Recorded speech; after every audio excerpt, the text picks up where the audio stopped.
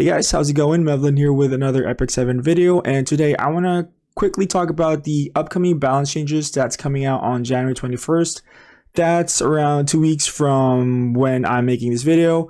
I'm really hoping that all these changes come through. Some of them look pretty fun, some of them are kind of meh, but I'm excited to see how it's going to change the RTA meta, if it will, and hopefully we get to see more of these changes coming more in the future. Alright, so first up is Briseria. I feel like Briseria is the winner from all the changes in this list. Just the fact that she now has a 100% chance to provide unbuffable, that's going to make her way more consistent in RTA, being able to be a solid counter pick to a lot of units.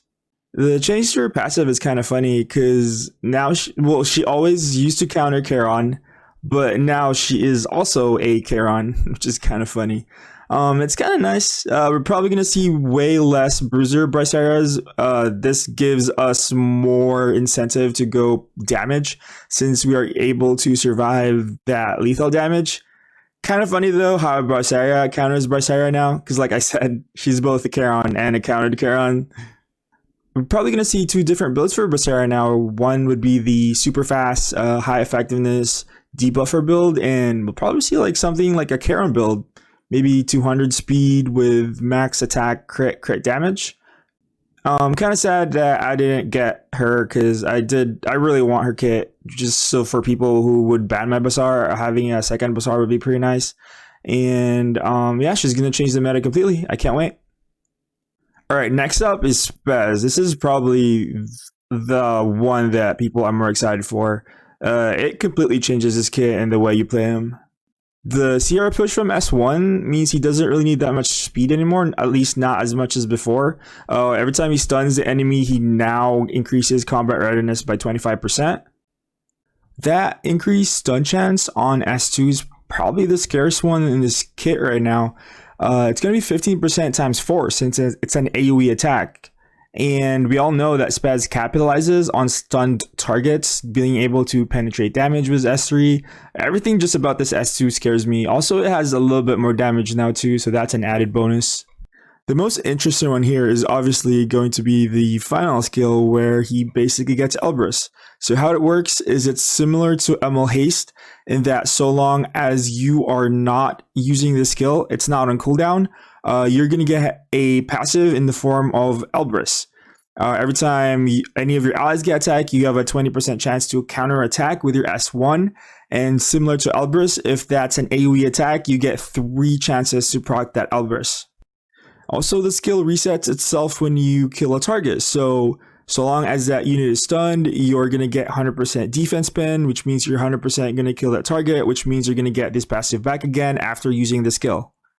Given that he's now going to have Elbrus on his S3 and his S1 is buffed, we might actually see more bulky counter Spezes flying around. I still think that speed Spez is still a viable option, but it's kind of interesting how they're making other options viable as well.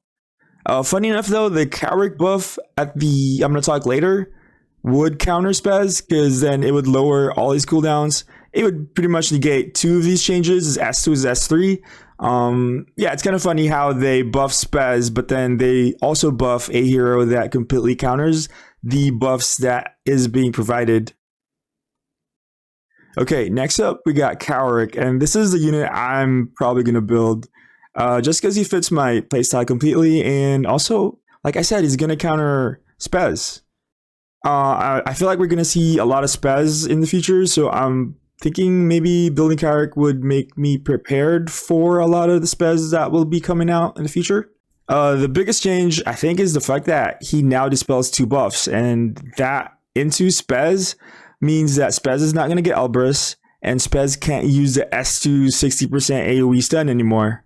So I think this is going to be a really good counter for Spez.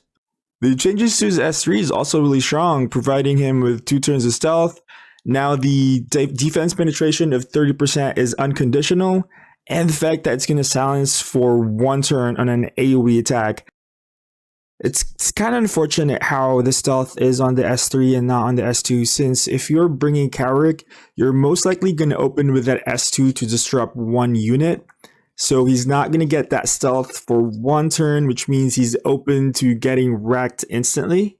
For his build, I might go for a speedy effectiveness build, forego a little bit of damage. That way I could land my silences. Also, his S1 has a silence. It's a 75% one-turn S1, which could be pretty huge in a lot of situations. So having some effectiveness might be a huge benefit for him. For his artifact, I'm really considering Etika Scepter since his S2 and S3 are fairly strong and they're both on a 4-turn cooldown. He only has one AoE on the S3, so I'm not really a fan of most of the AoE mage artifacts like Sira Ren, Crown, and Ayala. Also, Book's probably also good. I mean, Book's always going to be good. You're always going to need soul burns somewhere, so either Etika or Book are going to be a good option for him, I think. Okay, so the next one is Haste, and this one's a bit of a yikes. So it seems like they're making him be an anti-earth unit when I don't really understand the changes here. They're increasing the bleed in the S1, the S2 now does something, no longer requires bleed for the increased healing, and then the S3 now has a 100% chance to inflict 3 bleeds, and then it detonates bleeds on earth units.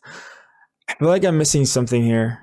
I mean, first of all, I don't think bleeds are that strong in RTA. Maybe there's going to be some new boss that has bleed mechanics, some earth boss has bleed mechanics. I mean, he's a non-soul weaver with a heal, so that could be good for some future dagger Sikar missions. I mean, I really don't get these changes, man. It's just funny because everyone wanted haste buffs, and here we are going, huh? Alright, so the next one's going to be pretty good because it's a free-to-play unit. Yuna's going to be a unit everyone has. Yuna's pretty good into RTA, by the way. Her greatest asset is that she has versatile turn 1. You can either S1 if you need the CR boost, or you can S2 for the buffs. What I really like about these changes though is that it's very simple while addressing some of Yuna's problems. One of the problems is it's really hard to get into S3. It's really hard to get that 5 focus. And her second problem is that sometimes you don't even want to S3 since you just want to S1 for a CR boost or S2 for a buff. So now that you get an extra turn in S3 means you're always going to S3. There's no reason not to.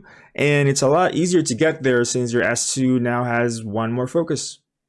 Next up, we got Moonlight Tieria. This one's a pretty small change, and unfortunately, it still doesn't make her PvP viable. She's still purely a PvE unit. She just resets her skill cooldown on S2 when she kills things. So similar to like RBS3. I still don't think she's that good though because she will still S3 on the first turn. So it's kind of annoying how she will single target on the first turn and then use her AoE afterwards. Hopefully they would change her AI and that she would use S2 first. That way, you can just constantly S2 once you have enough stats on her, and you can one-shot units over and over again with the S2. Yeah, aside from that, there's really nothing to say. It's still a PvE unit. Pretty nice change for new players. I just made a new alt, so I do have my free Spirit Tieria 6-star on my alt, and I gotta say this is a really, really good change. Going straight into Silk now. There's really not much to say here. I mean, there's some quality of life changes. She gains her focus at the start of the turn. And also, if she loses focus when she gets attacked, she gets the CR boost of 15%. Yeah, there's really nothing I can say about her. She just sounds like a very bad Landy. Like, the only difference is she does speed down, while Landy does CR boost, and they both give speed buff, but, like, honestly, no reason to build Silk when you have Landy. Alright, I'll just skip that one. Go straight to Khawazu. I'm honestly confused with these changes. I don't understand it, and I don't think they do either, because from their description it says Khawazu will be adjusted so that he can better perform in content where non-attack skills are necessary, but that's the wrong unit. I think they're confusing Khawazu with Soul Bad Guy? Like, Khawazu doesn't interact anything with non-attack skills. I had to go to the journal and reread his skills just to make sure. And I mean, it's also nice that it went from burn to defense break, but why remove the burn? That's kind of his thing. He's on fire. This doesn't make sense. I'm so confused. Let's just go down here. Go down to Captain Rikoris. This one I'm actually excited for. It's a pretty small change. Just adds restrict on his S3. Sounds like pretty small thing, but I kind of like it. It's only 75% though, which is the only downside. I wish it was 100%. Having another restrict unit could be fun. I think yeah, Rikoris is already pretty strong as he is. He's not like god tier or top tier. He's pretty niche. He's got a very unique kit. He being able to give, you know, speed buff plus reducing cooldowns. Yeah, I like this. I like this. It's alright. I wish it was more, but you know, gotta start somewhere. And lastly, we have the Flower Shower artifact.